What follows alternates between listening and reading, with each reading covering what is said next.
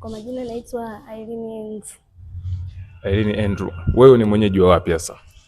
Mimi ni mwenyeji wa Kahama, mtaa wa Nyasubi. Sawa. Irene, kwa faida watu ambao wanakusikiliza hapa, unaweza ukamwambia ukaweza kushuhudia kile ambacho Mungu ameweza kutenda kwenye maisha yako. Ni misukosuko gani, changamoto gani ambazo umezipitia kwenye maisha yako kabla ya Mungu kuweza kukutendea? Nini ambacho kwa kinakusumbua hapo awali? Ushuhuda wangu ni miaka 2 au 3 nyuma, nililala usiku. Asubuhi nilivyoamka nikakuta nimenyolewa maeneo ya kichwani. Nilikuwa nimenyolewa tu sehemu ndogo tu kwa hapa juu, lakini siku zilizokuwa zinazidi kwenda na lile eneo likawa linazidi linaongezeka, maana walinyoa sehemu moja hapa, baadaye wakaja wakanyoa sehemu nyingine, paka kama nimenyolewa sehemu nyingine. Kwa zile sehemu zilikuwa zimenyolewa zote, paka panaongezeka hadi pakaungana, ikawa kama sehemu moja. Kwa hiyo muda ulivyokuwa unazidi kwenda, ile sehemu ikawa inazidi kuishiwa nywele, kukaa hamna nywele kabisa, kukaa panafanana kama ngozi ya mwili inavyofanana. Ndio jinsi ilivyokuwa kichwani. Ni miaka 2 nyuma imepita. Miaka 2 nyuma imepita. Toka 2023. Kwa hapo awali haukuwa na hilo tatizo kabisa? Hamna, nilikuwa sawa na sina nyolewa, nilikuwa nimesuka. Kwa wakati nafumua ndio nikakuta nimenyolewa. Ikabidi ninyoe nywele zote. Hakukuwa na dalili zozote zile labda ambazo ziliashiria kwamba nywele kutoka hapo kabla? Kipindi bado nimesuka zile nywele. Hakuna dalili wala sikuwa na kitu chochote kama sina nywele kichwani. Na wala haukuwa na tatizo la nywele? Sikuwa nalo. Sawa, mara baada ya kuona hayo na kutokea nywele kidogo zimetoka eneo hilo, ni nini ambacho ulikifanya tu ya kwanza mara baada ya kuona umeamka asubuhi hivyo amekunyoa nywele eneo hilo dogo? Nini ambacho cha kwanza ulichokifanya wakati ule? Ulichukua hatua gani? Hatua ya kwanza nilochukua, kwanza nilimwambia mama yangu. Nilimwambia mama yangu kwamba nimenyolewa.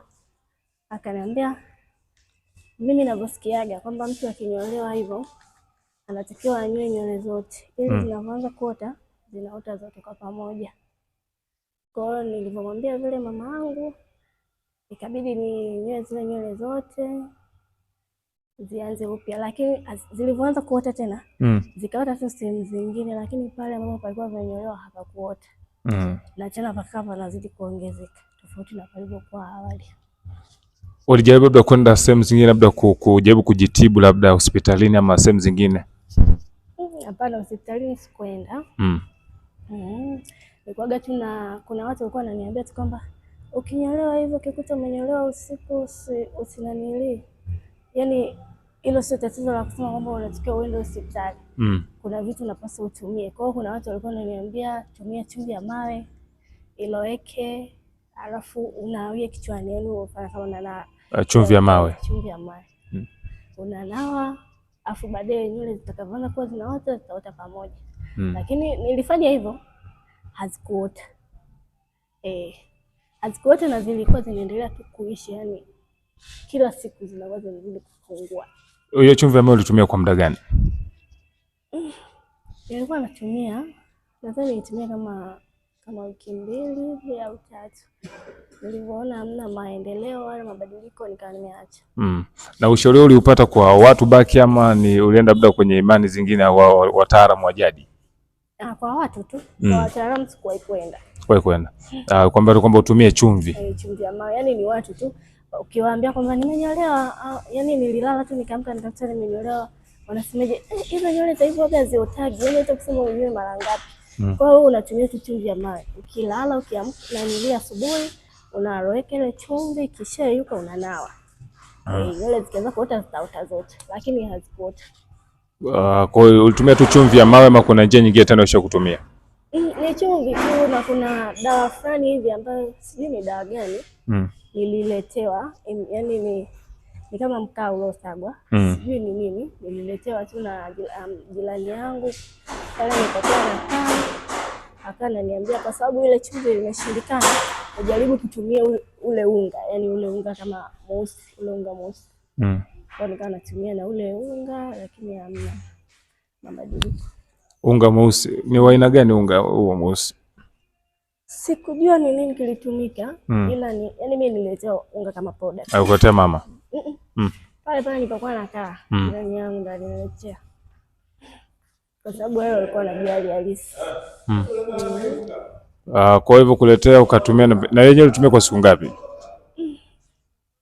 Siku 3 tu, maana ukua mwingi hivyo. Walisema tu yani ukipaka hiyo siku moja tu au 2 basi. Zikiota zinaota zote. Kipindi na kutokea hayo ulikuwa unasali ama ilikuwaje wakati ule? Ulikuwa tayari umeshaokoka ulikuwaje? Mfumo wako maisha ulikuwaje? Nilikuwa nasali, lakini nilikuwa nasali AIC. Kusali nilikuwa nasali.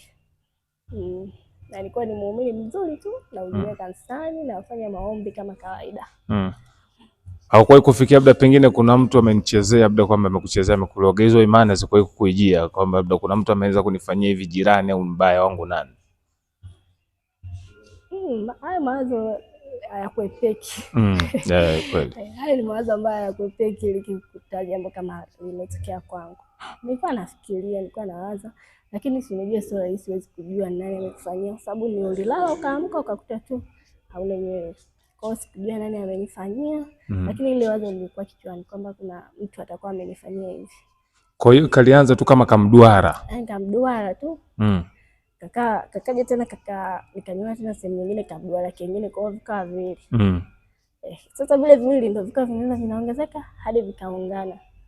Vikawa mduara mmoja. Ndio ulikuwa unazidi kwenda na huku nyuma sasa. Maana walininyoa huku. Juu hapo. Hapa kwenye usawa wa utosi hapa. Walivyoanza kuwa kama liduara lipana hivi huku pembeni na wenyewe pande zote. Pembeni ya kichwa. Na penyewe pakawa panaanza. Kwa hiyo baadaye pakaungana.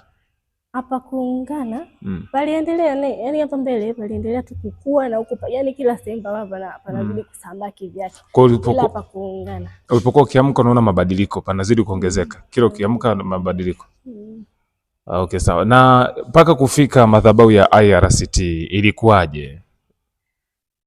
Kufika kwenye madhabahu hii ya IRCT nilielekezwa na mama yangu mkubwa. Mama yangu mkubwa alinipigia, kuna siku tu alinipigia simu akaniambia kwamba kuna maombi amesikia yanafanyika mtaa wa Nyakato. Nikamwambia ni maeneo gani, kama amenielekeza.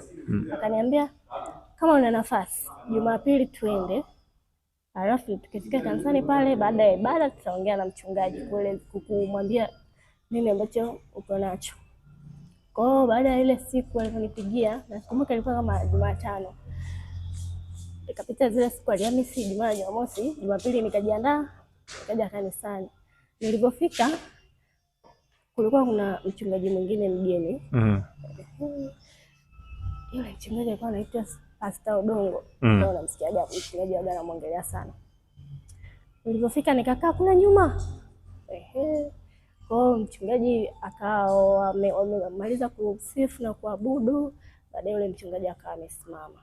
Alipokuwa amesimama, sikuwa nimemwambia chochote kama kuna nini ambacho kinanisumbua, wala sikumwambia kama nimenyolewa wala nini. Ila kwenye mahubiri yake, katikati ya yale mahubiri alikuwa anahubiri, akawa ametaja kwamba kuna mtu hapa analala, anaamka anakuta nywele zake hazipo kichwani. Mchungaji huyo. Mchungaji. Hapo nilikuwa sijamwambia. Yaani ndio nimefika hapo nilikuwa nimekaa kule mwisho. Kwa hiyo alipokuwa amesema vile, akasema huyo mtu yupo hapa, apite mbele. Sikupita kwa sababu nilikuwa na hofu. Akarudia tena mara ya pili. Aliporudia sikupita tena. Nikaa nimetulia nimekaa. Baadaye mamangu alikuwa amekaa maeneo huko mbele, akawa ameniita. Nikaja nimekaa mbele hapa kwenye viti vya mbele. Nilivyosogea yeye mwenyewe akaniona. Aliponiona akaniita. Akaniambia njoo. Nilipofika akaniombea, yani alivyoniombea tu nikaanguka.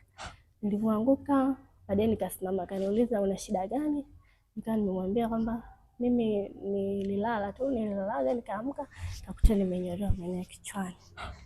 Kwa hiyo ndo mchungaji akawa amesema, si mnakumbuka wakisema kuna mtu ananyolewa huko ndani apite mbele. Wakasema ndio. Kwa hiyo baada ya pale nikaanza kufanyiwa maombi na ule mchungaji.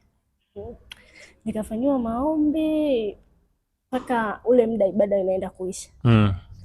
Baadaye nikawa nimenyanyuka, nikarudi kukaa kwenye kiti. Mchungaji baadaye nikakutana na mchungaji mwenyeji. Ikabidi nikaa nimekaa naye maeneo pale hivi. Mimi na yeye akawa ameniuliza nini kilichotokea. Nikawa nimemuelezea. Baadaye akaniambia kwamba tuendelee kuonana. Leo nakuja kwenye ibada za katikati ya wiki na ibada za Jumapili. Okay, sawa. Kutoka ulipofika madhabahu ya IRCT na Pastor Odongo pamoja na Pastor Madaraka kuweza kushughulika na tatizo lako, nini ambacho kimeendelea kutokana na tatizo ambalo ulikuwa nalo? Mabadiliko yakoje na nini ambacho kimejile? Baada ya wale maombi, kwanza nakumbuka yule pastor aliniambia kwamba nywele zangu zitaota baada ya miezi mitatu. Aliniambia siku kama miezi mitatu na siku 2. Aliniambia baada ile miezi kupita nywele zangu zitakuwa zimeota. Kwa hiyo baada ile miezi mitatu kupita nywele zangu hazikuwa, yani sio kama zimeota zote lakini kwenye yale maeneo ambapo kulikuwa hamna kabisa nywele, yani ilikuwa ngozi tu. Ngozi tu nywele zikaanza kuja, yani namna zilivyoanza kuota zilikuwa zinaota kama vinyweleo. Vinyweleo hivyo vya kwenye mwili ndio nywele zilizokuwa zinaanza kuota kichwani. Kwa hiyo zilivyokuwa zinazidi kuota, nikinyoa zinabadilika, zinaanza kuja zile nzito, zinabadilika na rangi na kuwa nyeusi. Mpaka hivi sasa nini kinaendelea? Maendeleo yakoje mpaka hivi sasa? Mpaka sasa hivi maendeleo ni mazuri. Upande wa kule nyuma sijioni, lakini wanaoniona wanasema kwamba nywele zimeziba, zimefunga. Sehemu zilizobaki ni chache. Na hapa mbele pia zimefunga mpaka hapa. Kwa hiyo sehemu iliyobaki ni hapa tu. Yaani umekaa kama tiki. Ndio sehemu iliyobaki. Kwa hiyo sehemu kubwa ni kwamba nywele zimeshaota. Na zinazidi kuota. Na zinazidi kuota. Una lipi la kuambia watu ambao pengine hawaamini kwamba Mungu anaweza? Wewe umepewa ushauri, umetumia chumvi, umetumia unga mweusi, lakini hujaweza kusaidia. Lakini umefika kwenye madhabahu ya IRCT hapa Nyakato, Mungu ameweza kutenda. Unawaambia nini watu ambao wanakuwa hawaamini, wana imani ile nusu nusu? Kitu ambacho naweza nikaambia, Mungu yupo. Mungu yupo na mambo ya giza pia yapo. Kitu kinachotakiwa ni kuwa na imani. Unaweza ukafanywa kitu, kwa mfano kama mimi toka mwanzo nilivyokuwa nimenyolewa, sio kama kwenye maombi nilikuwa siendi, nilikuwa naenda, lakini ile imani ndio nilikuwa sina, yani kuamini kwamba eti nikiombewa tu nywele zangu zitaota. Sikuwahi kuamini hivyo kwamba maombi tu yanatosha kuotesha nywele zangu. Lakini baada ya kufika katika madhabahu hii ya IRCT nimeamini hilo na Mungu amenitendea. Kwa hiyo nawashauri watu wengine pia wenye changamoto kama yangu au wenye changamoto tofauti na kwangu, wanakaribishwa na Mungu anatenda. Asante sana. Unasema tu nani kwa majina yako? Irene Andrew. Irene Andrew. Amina Irene Andrew, nakushukuru sana na Mungu akubariki.